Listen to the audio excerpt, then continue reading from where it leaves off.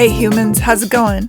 Susan Ruth here. Thanks for listening to another episode of Hey Human Podcast. This is episode 450, and my guest is Meghan Cleary. I met Meghan at a party, and she was introduced to me as a journalist who's an expert in shoes, vaginas, and sea lions. I exclaimed, "Sea lions?" And here we are. Meghan's a thought leader, best-selling author, spokesperson, and TV personality. We chatted about her experiences with a particular Santa Barbara sea lion and the domoic acid levels from harmful algae blooms that threaten the sea lions and eventually us if things aren't taken care of. We do mention shoes a little bit, but mostly it's sea lions. I had a blast talking with Meghan. She's delightful and brilliant, and I'm really excited for you to hear this episode. Check out heyhumanpodcast.com for links and to learn more about my guests and the show, and there'll be a link for donating to Sea Lions, of course, on there. Hey Human Podcast is on YouTube under official Susan Ruth. I'm on Patreon. All my social medias are Susan Ruthism. Check out susanruth.com to learn about me and my other artistic endeavors, and find my albums on Spotify, Apple Music, Amazon Music, or wherever you get your music. I just found out I'm going to be in the Chicago Horror Film Festival May 15th through 18th with my short, The First. So if you're in Chicago and you want to see the film, now's your chance. I've got some other announcements to make about the film festivals as well, but mum's the word until a particular date, so can't let you know yet. Oh, although if you're in Kassel, Germany, Kassel, I'm not sure how to pronounce that, Germany, the film will be in the Der Fantastique in May as well, so that's pretty cool. Rate, review, and subscribe to Hey Human Podcast on Apple, iHeart, Spotify, wherever you get your podcasts, and thank you for listening. Be well, be kind, be love. Here we go. Meghan Cleary, welcome to Hey Human. Thank you so much for having me. I'm so thrilled to be here. We met in an interesting way. We met at a birthday party for Charles, yes, but through Vanessa. Yes. Technically. Yeah. And Vanessa's been on the show. Yes, Vanessa's an amazing, gifted, and creative writer, and a good... all sorts of things. She does it all. I know, now she's into ceramic. So watch out, world. What intrigued me about speaking with you is the fact that you know a lot about sea lions. Yes, I do. Let me know, firstly, where are you from? How were you raised up? How was I raised up? Oh my gosh, that's such a Krista Tippett question. I was raised up outside Detroit in Michigan. I had like a massive extended family. So tons of grandmas and grandpas and aunts and cousins and uncles, and just a big old Irish Catholic tribe. Lots of grandmas and grandpas. Did you have divorces or deaths in the family? I had an addition. I had my aunt, who's also my godmother, married a man whose parents then also became de facto grandparents to me and my brother. Yeah. We just, we added. Did you grow up steeped in the religion, or was it lapsing just for the holidays? Yeah, I did go to a Catholic school. So that was, intense. Although I went to all girls Catholic high school, and I loved my high school because it was great because you didn't have to worry about guys every week. You just could not shave your legs and, not wear makeup and hang around with your besties, and then go out on the weekend. So I had an amazing arts curriculum and creative writing and all that. How'd you get into sea lions, of all things? I am a person who has just sort of followed what I'm curious about in life and let that be my guiding beacon. And it's taken me down a lot of roads, and I'm also a freelance writer. So I don't know if you ever meet a freelance writer, but they always know a lot of things about a lot of different things because they've covered a lot of different things, and you have to do research every time you write something, which keeps life endlessly fascinating. So for a long time, I wrote about shoes. But mostly shoes, what they say about you. So your identity as it pertained to shoes. And I wrote poetry and ran a poetry reading series. And then I started writing about women's health, and then I started writing about sea lions.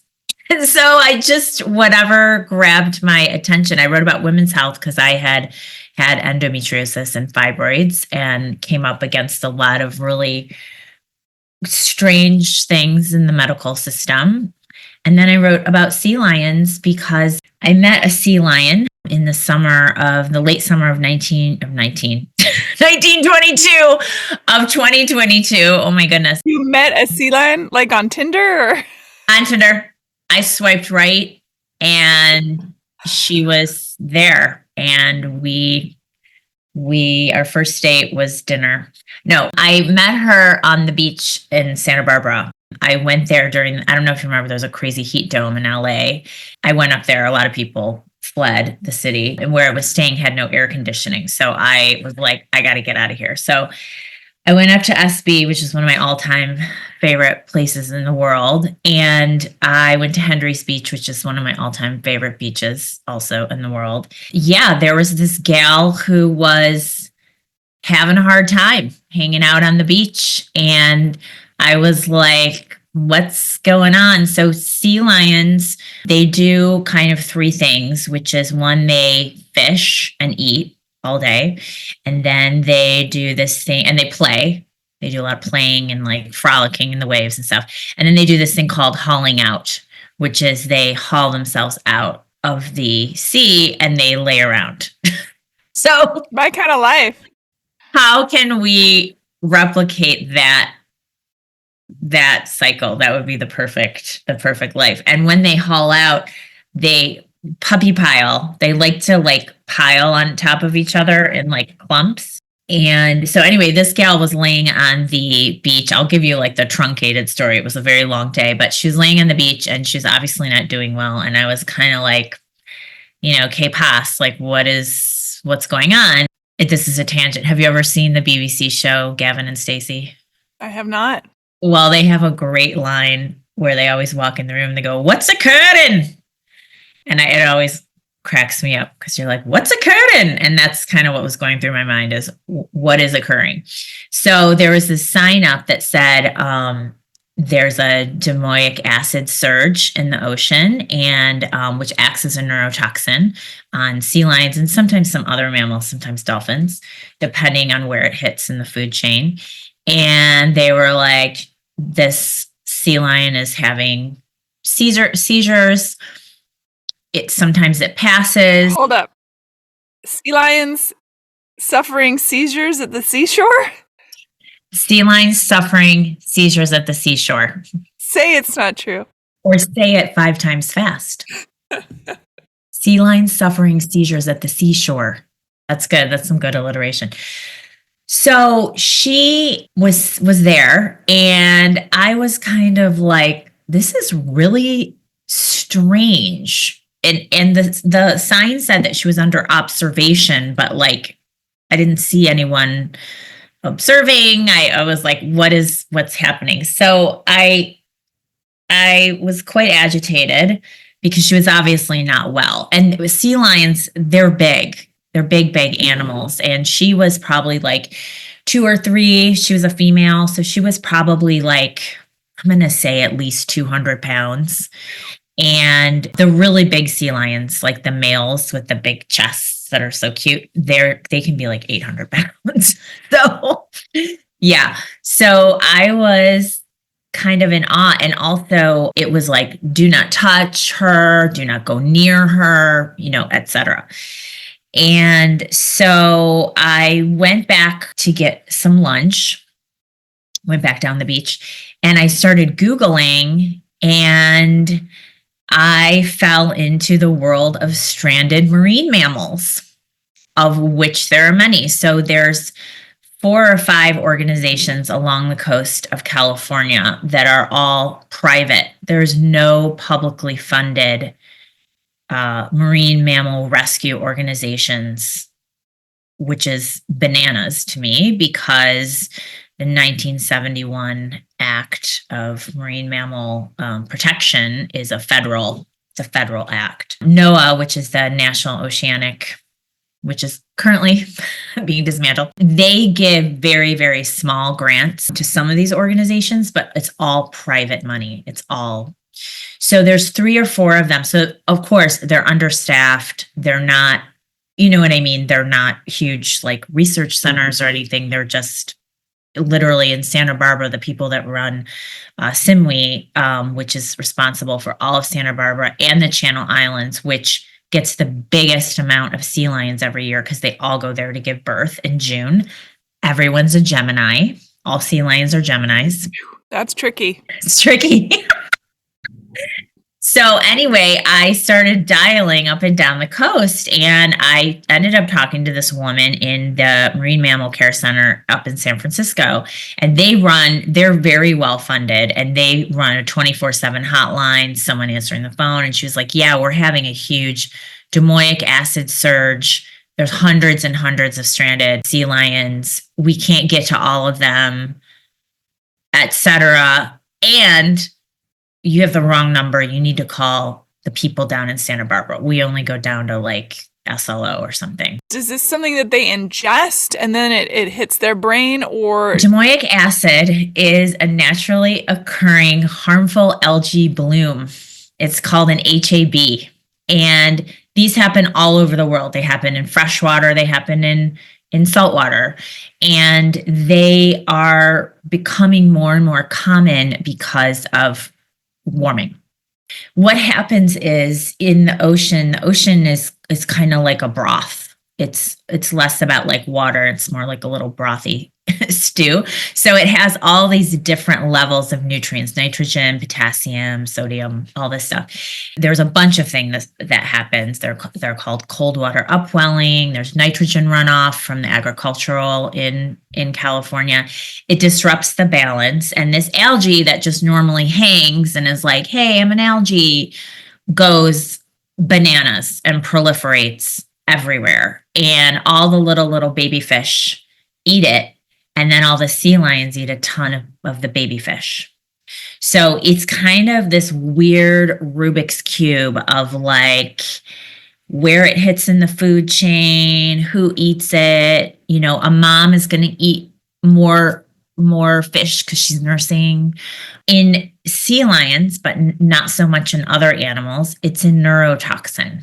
It's also in shellfish and seafood. So that's why we have in California very robust monitoring of like, you know, don't eat shrimp. Like they have, you know, fishing calls off where you can't fish and harvest if there's a domoic acid bloom, just so that it doesn't get into the human population.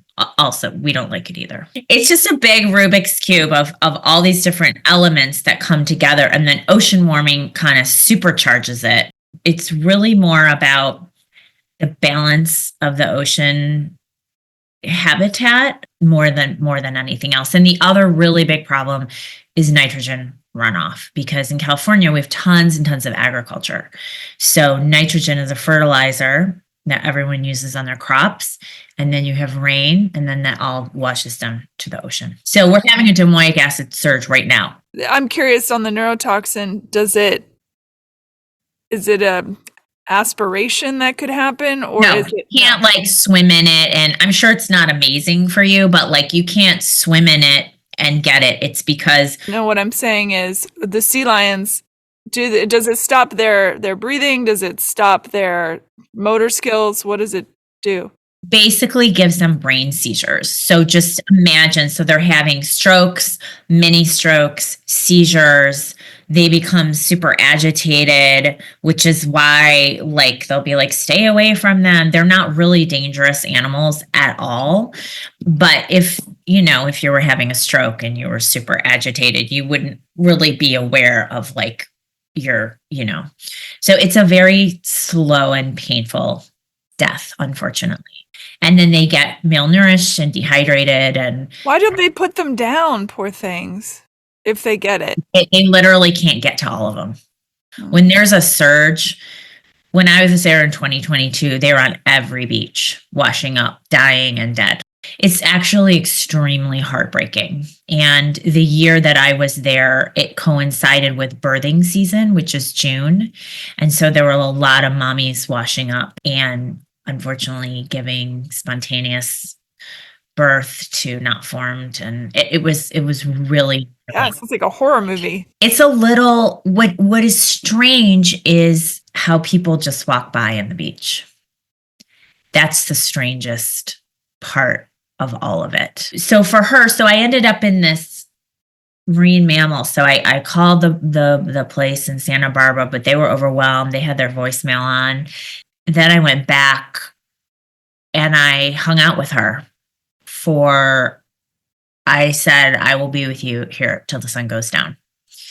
And just hung out with her and sang to her and talked to her. And I would say about 99% of the people who were walking on the beach just walked by and didn't even notice. And then there was a handful of people. There was a woman who came and sat with me. And I think she was from the Philippines originally. She sang these beautiful songs to her. And we just sat there because there was nothing I could do. I had called all the hotlines. There was nothing to do. So I just sat with her. I played her some songs on my phone. She really loved Take Me Home Country Road. Who doesn't? Who doesn't? Who doesn't? Yeah, were there other sea lions on the beach at this time as well? There were, but they were further down. They were, kind of up and down. What in yourself were you drawn to her? What part of you was being serviced and served and healed by being there for her in these moments? That's a really good question that no one's asked me. So hang on. This might get emotional. I just saw how magnificent she was and how hard she was fighting. And that just spoke to something in me. It was just, and the third thing is that how far apart was she and I. We aren't that far apart. She's a mammal. We come from the same cell lines. I did all this research about that. And, they walk on all fours. They have fingers in their little flippers. And it just, I don't know, it just really broke open something in me. And I just was very taken in by her. And even though we were only together for these 4 hours, I felt like we had a relationship, and a pretty deep one. I was sobbing a lot of the time. So, but yeah. Do you feel like she understood why you were there? My guess is that she probably had not had interaction with a human before, up close. And I don't know if she knew that's why I was there. I think she probably did get it on some level, just because I stated it verbally, but I just think the act of sitting and just being like, I'm going to be here. I think all beings can sense that. Well, more and more science is proving that animals are highly emotionally intelligent, way more than we've ever given them credit for. Well, animals, they're sentient. And I've also, this brings up another aspect of my life, which is I've taken a lot of animal communication classes. There's a telepathy that's been scientifically, there's a lot of evidence-based research on it. And in fact, interspecies communication is becoming a field of study at universities. So I actually attended an interspecies communication conference put on by the University of Saskatchewan. God bless the Canadians. God bless the Canadians. Oh my goodness. A million ways. Listen, my dog and I were we were so connected. There's no doubt in my mind that we understood each other on some level that went far beyond a verbal communication. Absolutely. And I think, you see it with humans as well. You can sense when someone's upset, you can sense when someone's happy and they're in the room next to you, or you know what I mean? So I don't think it's that far of a reach, especially with a mammal that is as large or larger than you. There's so much in common that in my mind, when it was happening, I just felt like, would you walk by a person on the beach who is dying of a neurotoxin? I just couldn't imagine, like, if it was a member of your family, would you just like walk by? People walk by humans suffering every single day. Of course. Of course. We all do. But it just broke something open in me. I became kind of fascinated with her and with the whole interplay of the ocean and the algae and my own humanity and her sentience, and yeah. How did you leave it? Well, I told her I was I was very agitated because I'm like a doer. Like, I'm like, let's get you some fluids. I just want to, like, help get her better. I mean, she's really just coming up on the beach and she's a symptom of a massive thing that's happening in the ocean. You know what I mean? Which is just an allegory for so many things happening right now, right?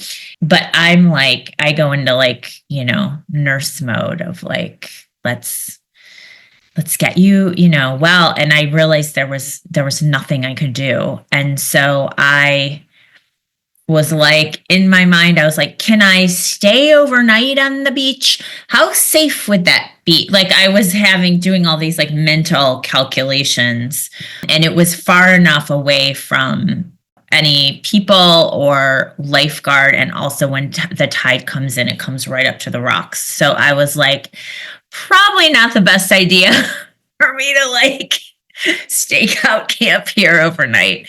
So I just said, when the sun goes down, I'm going to go home. And I told her that, and I left. And then that night I became very, very, very agitated. And I started researching more and finding out about like the organizations. I called and left a million voicemails. I was like that annoying person. And the next morning I woke up and I was still so agitated, and I had a weird intuition. I went down to this other beach that I never go to. There was a park ranger there, and I was like, yeah, there was a sea lion up on Hendry's. And he's like, oh yeah, they picked her up this morning. So they got to her, the rescue people got to her, but she did not make it, unfortunately. Yeah. And then they were, of course, super annoyed with me because I was like, can you just tell me the status of the lion? And they were like, we're dealing with like 800 requests a day, and we have like 2 people here, so they eventually let me know like a couple days later that she had passed away. How did you process that grief? I processed it with my therapist. I think my biggest, I don't know, I cried. I also felt like I wanted to make meaning out of it. And that was a really important thing for me. Like, I wanted to discover like why this whole experience happened, which, I mean, sometimes the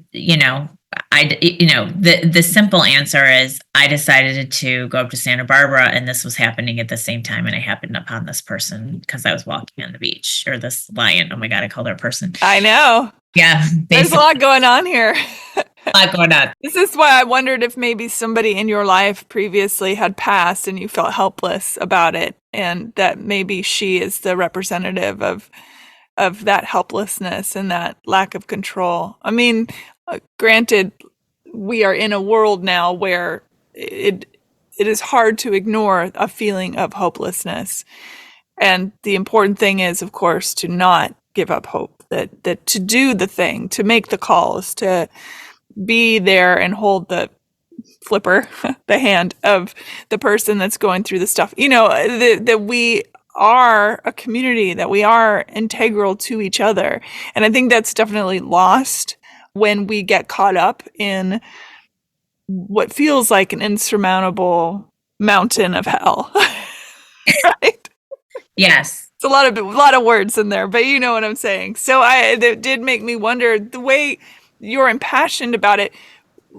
I think having a deep empathy for animals is a great and wonderful thing, and a lot of us carry that in us to some degree or another. Yeah.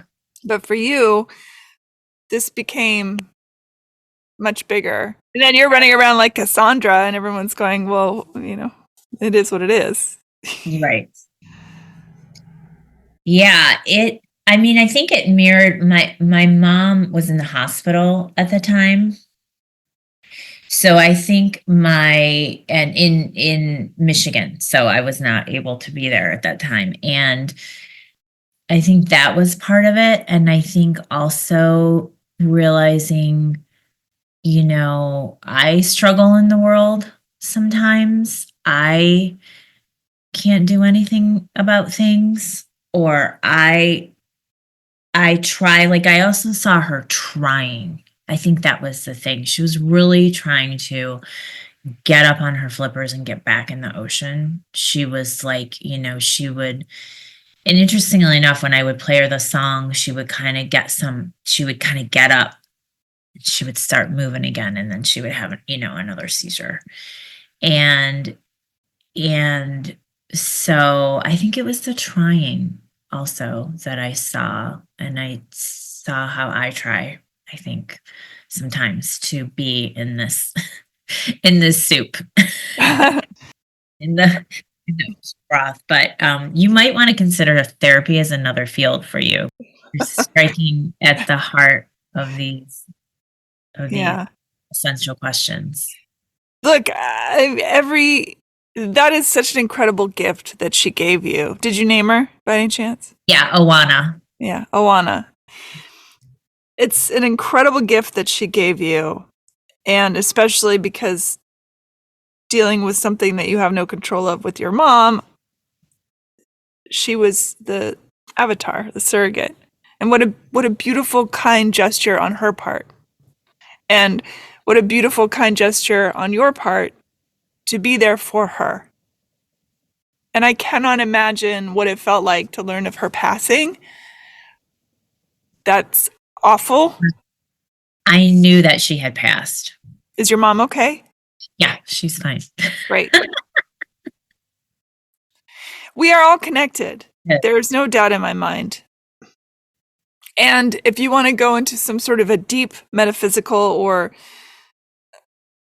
philosophical conundrum about it, it might be that as your mother is getting stronger and the sea lion is getting weaker, that they too are connected.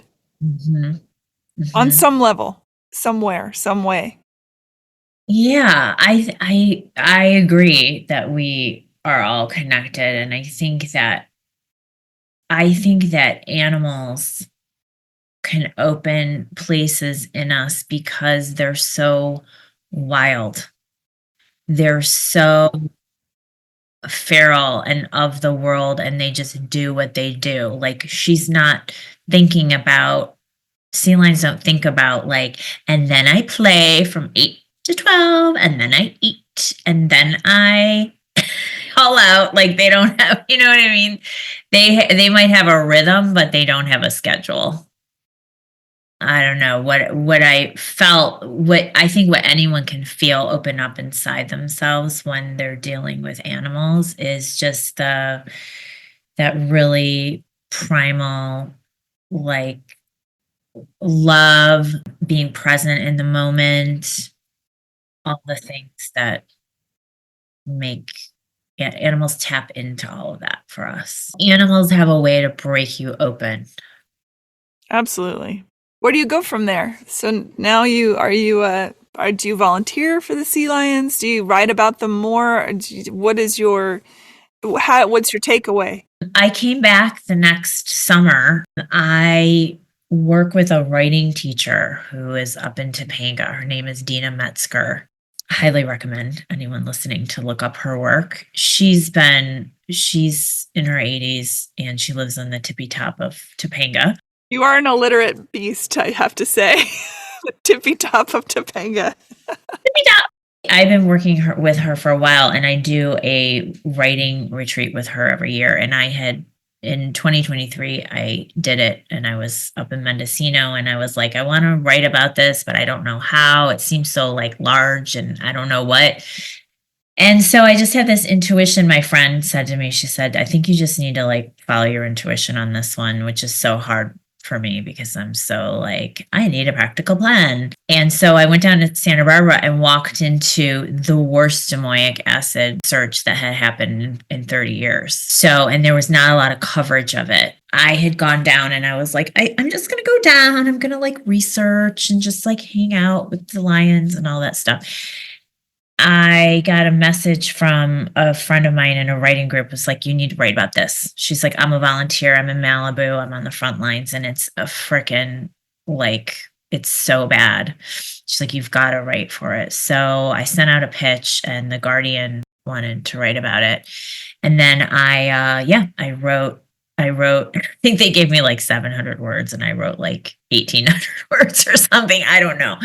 But I ended up interviewing like the world expert on sea lions, some people at UCSD, on ocean climate. There's a woman who has just studied domoic acid for 30 years. She's sort of like a legend, and ended up talking to all these people and writing an article about it. And the coverage at the time, it's really interesting because the coverage at the time was very perfunctory. Like it was like, there's a domoic acid surge.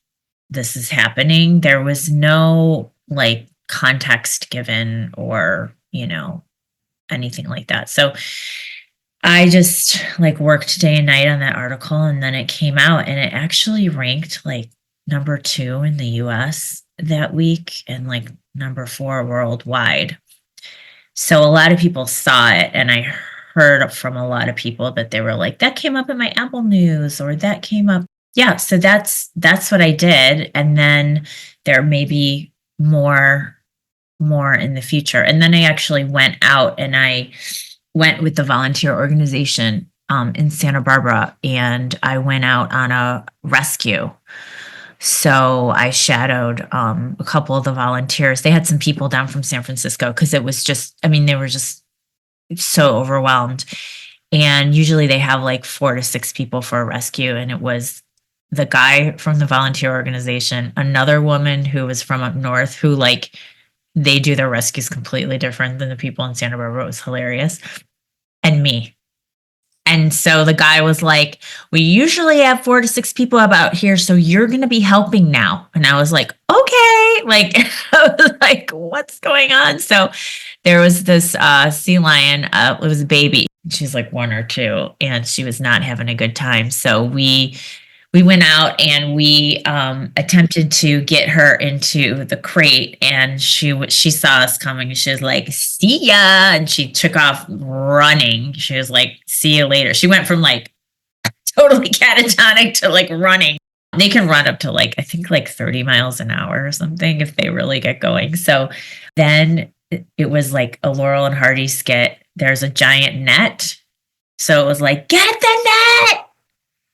You've got to get that net. And there's this giant net that she ran right into, and we put her in the crate or whatever. And those people are just amazing. The volunteer staff they have are phenomenal, and the people who run it are phenomenal. They're just they love what they do. But it's kind of like, they're all underfunded. And what's the baby sea lion's name? So because it was my first rescue, I got to name the name.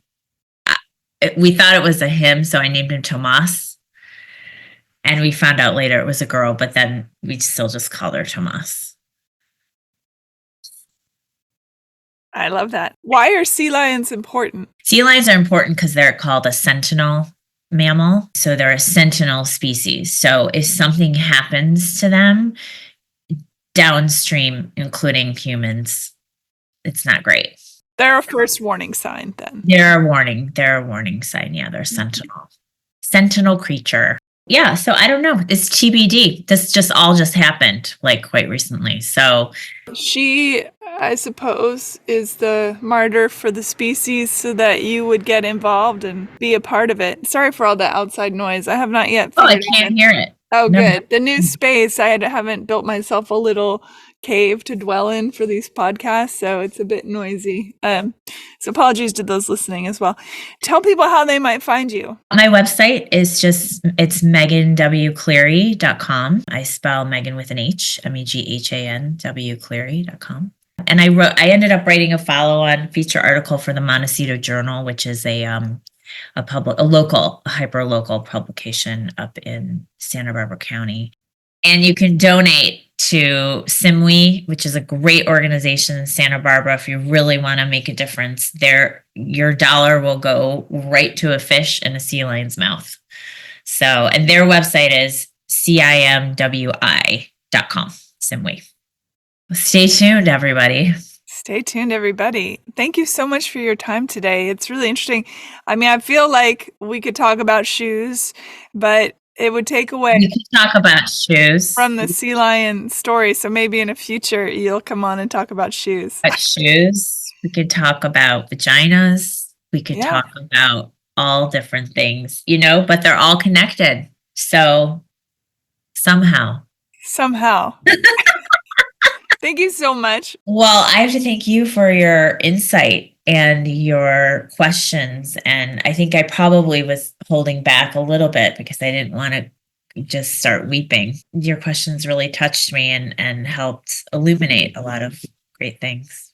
I appreciate that. Thank you. And it's okay to cry. Thank you for listening, everybody. Oh my gosh. Thank you so much. Rate, review, and subscribe to Hey Human Podcast on Apple, iHeart, and Spotify, or wherever you get your podcasts. Thanks. Bye.